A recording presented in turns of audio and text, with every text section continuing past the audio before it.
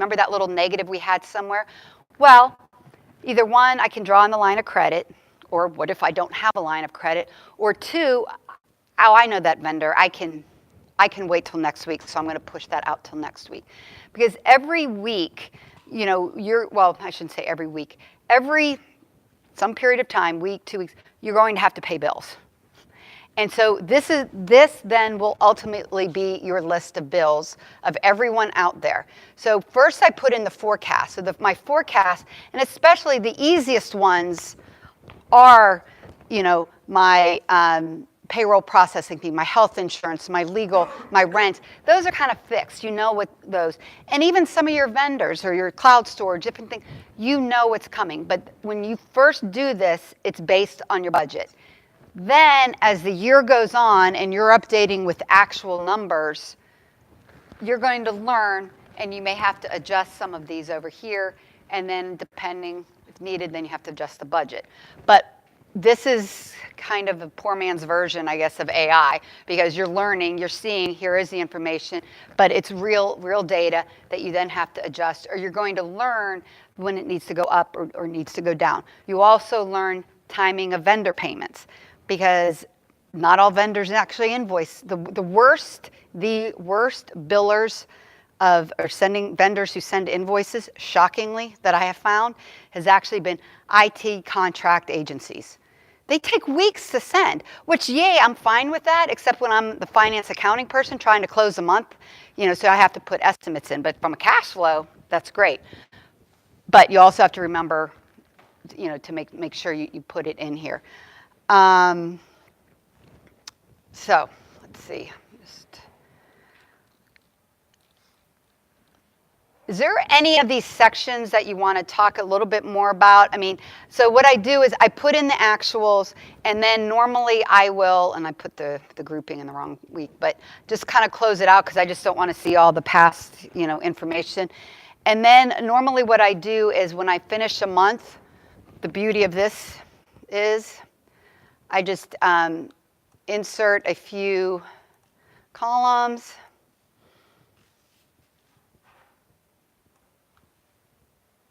I drag them out a few. Bam, I got one more month. And then I go in, and obviously I'm going to maybe, you know, go into each of these numbers because obviously I have to enter in, you know, well, when do I think these customers are coming? Do I have any new customers? But that's what's so easy. And then at the end of the year, you will have an entire year's worth of information to help with budgeting. Just undo that just because I don't like.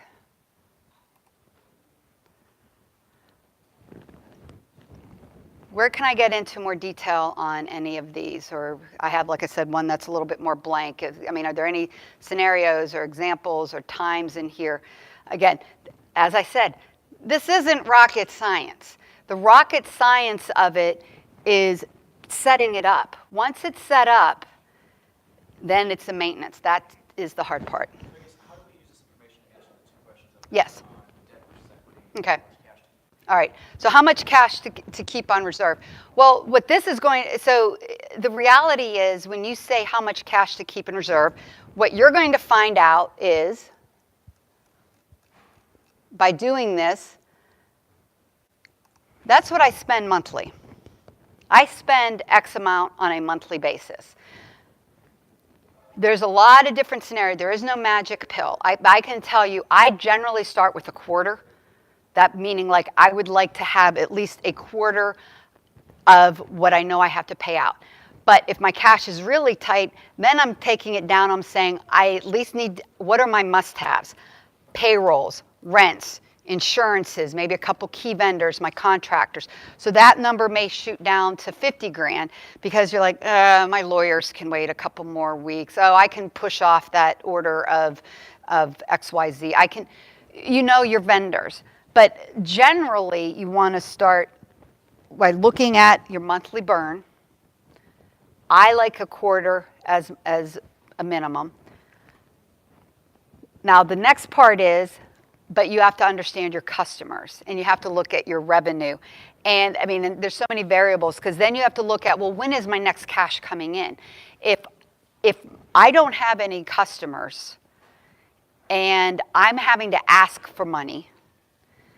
So that's where you have to have the balance. But in my opinion, you also, so if you don't have revenue coming in on a regular basis and that you're comfortable and confident with, so you know you're relying on going back to your investors, my question back to you would be is, how long does it take for you to bring in new funds? If it's 6 months, then that number probably needs to be larger than a quarter, if that makes sense. So it's not a, it really is an art more than a science, but in my opinion, if you want at least as a starting point, you want at least a quarter, and you want at least the quarter to cover all of your fixed costs. And then you kind of go you go from there. Now, as a company gets larger, that quarter might come down to maybe half a quarter because you're talking really big dollar amounts. But by that point, you will hopefully have a concentration of customers that, yeah, if these 2 are late, I have 5 more that can, that can cover it. And then what happens after this, and I think, I think you were asking about the communication tool, is so this is step 1. Because now what you have is this rich amount of data that you can even add more columns in here. But let's say, for example, on these vendors, you're going to have a group of vendors that is truly cost of goods sold. It's your product. Then you're going to have some marketing one. Then you might have some overhead ones. And so now you can create pie charts. Now you have the information of, okay, of all my money coming in, this is how I'm spending it. And this is all the detail. So this truly, but I can also tell you that I've sent this to my investors, to my bankers, and then I'll have summary sheets, but what they love about it is the transparency. This is it. One of the statements, I don't know where I picked it up from, but it's like, open kimono. Everything's here. You got it. Everything is here. Because the one thing that I can tell you for darn sure is that businesses and people around businesses hate surprises, the good or the bad. The good, because it's like, well, how did you not know you weren't getting that customer sign? The bad is, oh, what, you need money tomorrow to make payroll? You need money, right? I mean, we've all been there. And so remember way back I said you can initially put together a monthly cash flow that helps seize, like, okay, I'm maybe in October, but this is going to show you the short-term ones. This is going to show you, like, oh yeah, so I'm going to need, but I have enough on my line of credit, I can cover this. Or like going back to, like I said, on that one, where it was like that 1 week where I had like that 3,000. Well, I might be like, oh, you know what? That can be pushed out, or oh, okay, well maybe I need to cut his or her hours on there. So it's just showing you. So from a communication tool, this is where it can you have this information, then you can put it into whoever your audience is.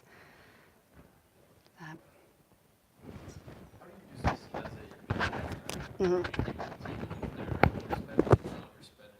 Mm-hmm. Right. So normally that would be against the budget because, this is just saying who they're spending it against.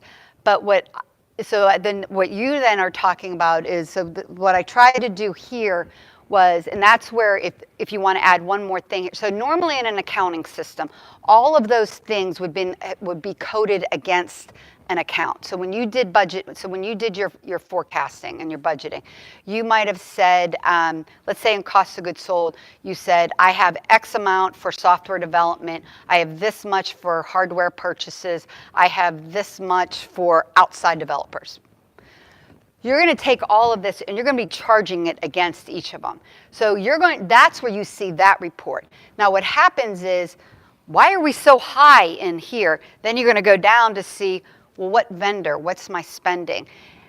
This is really more telling you what you did spend. Obviously you have on a forecast, but this will help give you some backup for that. So, but where this gives comfort for your employee base is that you're paying attention to this so that you know that you're going to be making payroll or you can be paying their vendors. So yeah, on here, that's why off to the side here, you can do the reconciliation. That's why I kind of keep track of this. And again, you can add columns and then sort it in many different ways. And that's how I've done it before. Because sometimes but I do a lot of that stuff actually in the accounting system, in the budgeting. This is really telling me when it happened or when it's to be paid.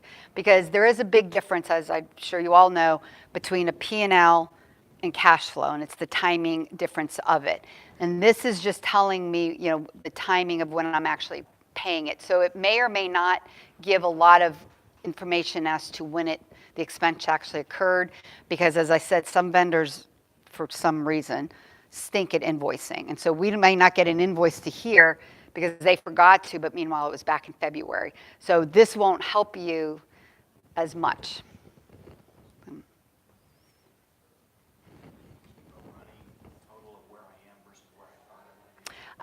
So I've done that, you can. I ended up not doing it as, what I've done in the past is I kept an original one, and then I kind of look to see. You can, I haven't done it as much as probably, and maybe part of that is because I have been so knee deep into them, but you can. What I tried to, sometimes where that can also happen is maybe off to the side here. And I think the reason why is I do that more on the budget versus actual in the accounting, more so than on the cash. Where I would do it more so is like when I'm doing my monthly reporting, usually within the report that I would send out, or when I would give people like, hey, we're going to be tight on cash here. We're going to be tight on cash here, and usually that's when it happens. So if something came sooner, by doing the 13-week, it's rare that would ever come sooner, because all that would mean is someone didn't pay us. So that just means I have to push everything out. So I don't do that as much, because so much, especially on the revenue side, especially if we've invoiced it, it's not completely out of my control, because we can be doing the phone call, hey, Joe, where's that payment? But it can be done. But I don't do it in here, because I tried doing that once and this thing just got so big. So I kind of did it on a separate, kind of off to the side. Yeah, because my company, we tend to have to do this a lot we deal with a lot of troubled companies. So we're constantly going to the bank, and they're always like, well, geez, if you've been running steadily 5,000 a week off, and we're overspending 5,000 a week, and now you're going to draw on your line, and your line is close to the max already. Right. And oh my gosh, you can't do that. Yeah, and I think how you could easily do that, because to me is how you could do that, I think, in my opinion, is let's say it's when you have like different vendors. And so let's say you forecasted that those vendor costs were supposed to be, like this vendor was supposed to be $3,000. So let's say that, that vendor is, AB Wiring Company. Well, there's $3,000, but they billed us for $4,500. And so you could easily then kind of say, supplemental, and so therefore, you highlight it and say, oh, this was a dollar amount, because usually, so on the accounting side, when I notice that more so is upfront when I get the bill and I see that, I'm usually like, yeah, Sam, what was that? And Sam would be one of my employees, not the vendor. Would be the person who said it was only going to be $3,000. Well, why is it now all of a sudden $4,500? So by at least having the stuff in here in forecast and having what you're expected, there is a touch point when I would see it, or the accountant would see it and say, well, wait a minute. We only budgeted, or we had only planned X. But that's coming in at the very, kind of vendor by vendor level. So can you maybe walk us through how you would use this to determine how large of a line of credit you would need for the business? Sure. So I think the bigger question on that then becomes, when you kind of got a little bit into, debt versus equity. And we're not going to get into that because I know you have other classes on that. And obviously there's a hypothetical of how much debt versus how much equity do I want? Because so way back when, he unfortunately has passed on since, but Professor Green, he was a finance professor here. He was like, debt is good. And me in finance are like, what? But I understood what he meant, because equity, there's a huge, any entrepreneur, serial entrepreneurs, there's a huge cost to equity. The beauty of equity is it comes in and you don't have to pay out unless it's in the shareholder, but obviously they own part of the company. Debt has to be, has to be paid back. So that's just my overall. I'm a huge fan of line of credits, but I'm a huge fan of line of credits to be used because of cash influx fluctuating. For example, when I was at Taggart, in 1 week, I might get, no, this is not lying, $50 million. And then the next week I got 50,000. So it would come in these lumps and bumps and stuff. And so the problem when you're like that is 1 week delayed, and I got payroll in between. So lines of credit, first of all, should, in this one, should only be used so that it goes up and then comes down. One of the things bankers will always say is, obviously they love you using the line of credit because that means they're earning interest.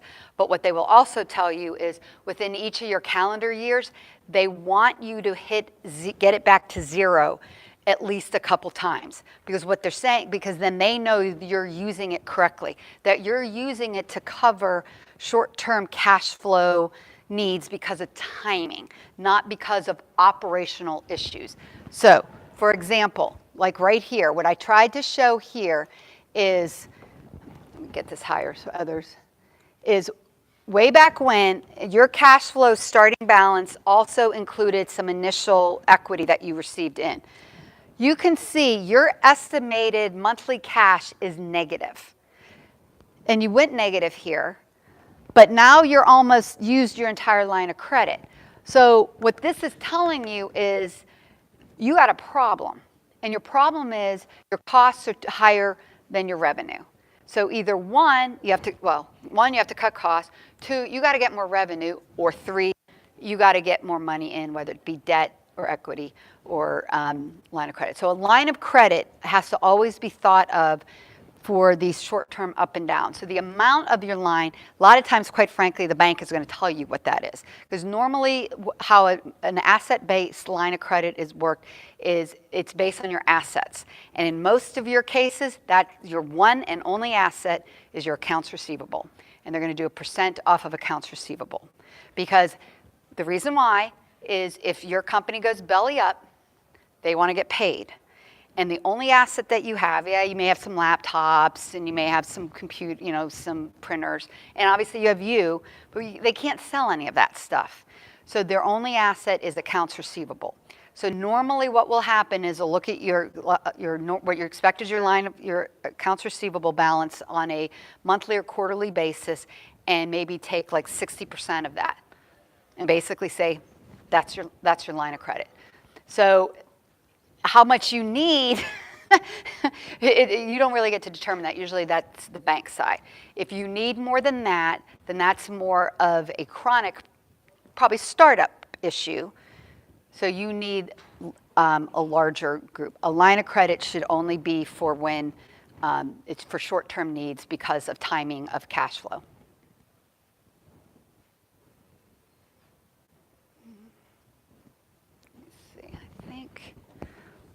I think that's just about, so really to kind of, to end, the hard part of this really is you got to make it a priority. This has to be something you do on a regular basis. You have to reconcile it. You have to keep up compared to the bank. You have to keep up the AP and the AR, because trust me, it will go sideways fast. And then why is it a priority? I think we talked about this. The one thing that I can tell you back when, in 2008, 2009, when we were in severe cash flow issues, and our vendors, when I would put together payment plans, and that's when I was using that document, is like when we thought cash would come in, and and their payment plan was, let's say we owed someone $100,000. Well, I'm going to give you $10,000 a week for 10 weeks. Well, I don't like that. I know, but that's all I can do. Well, I don't like that. And he goes, well, I won't accept that. And I said, all right, well, fine, then you'll get zero, because I'm going to take that $10,000, I'm going to give it to another vendor. Oh, hold on, okay. All right, we'll do that. But what they don't want you to do is say, oh, sure, I'll get that paid next week. I bought myself a week. When you know darn well that you're not going to be able to. So you have to keep your promises. You have to, and the only way to keep your promises is to know what's happening. You have to be transparent, because if you are transparent with your investors and your bankers, because I will tell you the one thing. So again, when I was at Taggart, I knew 3 months ahead of time that I was going to break a covenant. I said there is a chance we might not, but I'm like, and we did. But I also showed that in 3 months we were going to be fine. I didn't go into the special assets group. The bank went, all right, because I did exactly we did exactly what I said we were going to do. So they were like, oh, okay, you guys get it. You were transparent. It shows that you're control. Like you said, no one likes surprises, and it will eventually, it will help then next year when you're doing your budgeting. Now you have like some real numbers in the format that you wanted to use.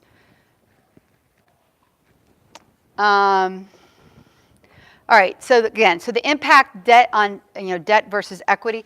I mean, I think that what's simple about that is the debt has to be repaid. So where that comes into play also is if you are going out to do bank financing, you will be looking at covenants. And so they will look at debt to equity, et cetera. Obviously, if you're leveraged up too much, well, it's almost hard to get too leveraged up anymore, especially with bankers, because they just won't let you, because you don't have the assets for them to pledge against.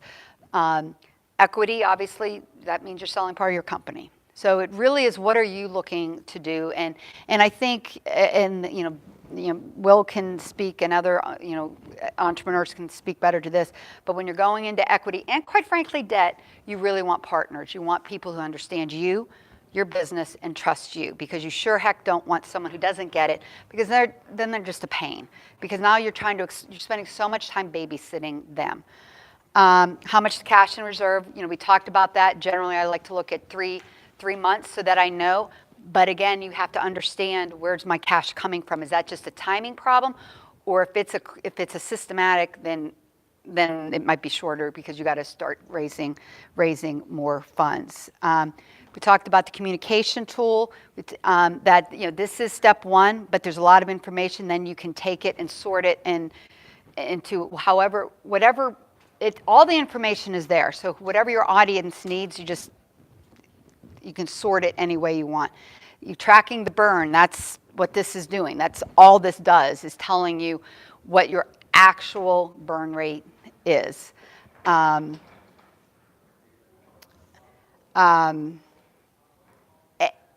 where do companies go wrong with cash? They just don't track it. I mean, that's what I go back to, is I don't understand.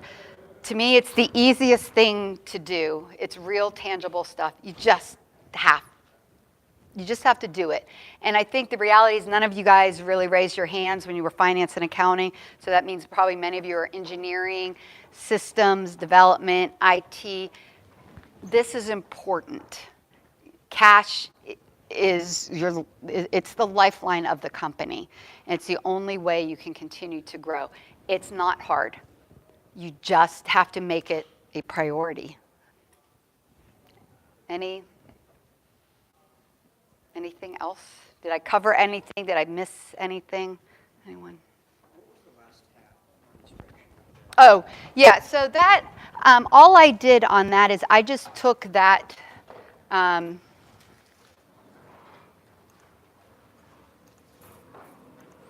All I was trying to show here is that you have no revenue in. So it's kind of, because if you're pre-revenue, so all that you can use this for, whether it's a larger company or a smaller company. Just what's going to happen is your negatives are going to come out here a lot sooner. So what I plan to do on here is, if people wanted to play around and if we wanted to put new investor money in here, because what I had in here is in the beginning, I said, well, at some point you got some money. So I just threw in a number, 50 grand. Like that was your starting point. How fast is it gonna run out? And so that's what this can be used for, is if that's my money and this is what I'm planning to use it for, where is it going? So if I started the year at 50 grand, well, that means with this, you're done next week. So that's all. I just wanted to show that this model can be blown up or shrunk down. Yeah, no problem. Would you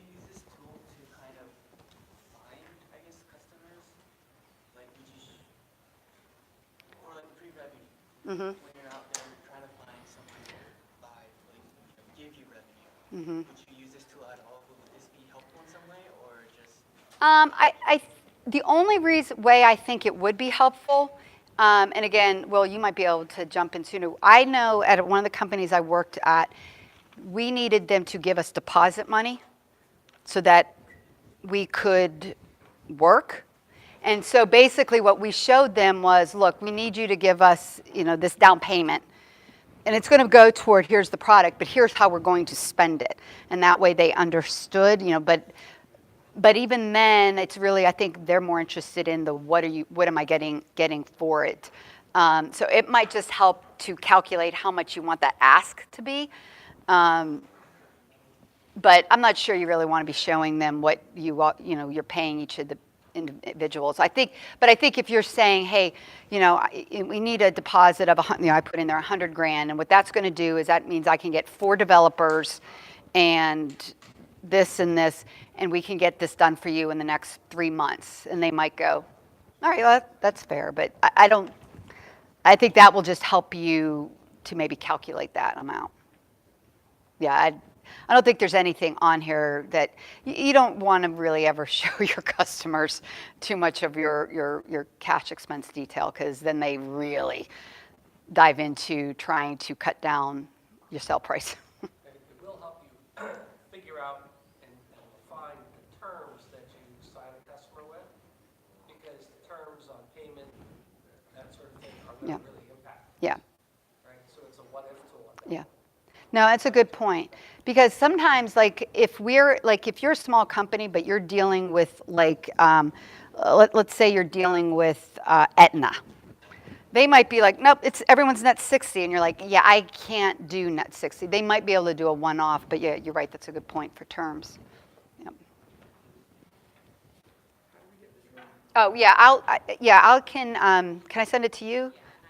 Yeah, I'll send it to her, and she can send it out. Because, yeah, and anyone can use it, and she'll have my email, and if you have any questions on it. And it was one that I had used, and I was remodeling, so I can't 100% sure say, I think I found a random insert comment somewhere. So I may go in and just do one last clean just to make sure that it's, formulas are correct. But, all right. Well, thank you, guys. Appreciate it.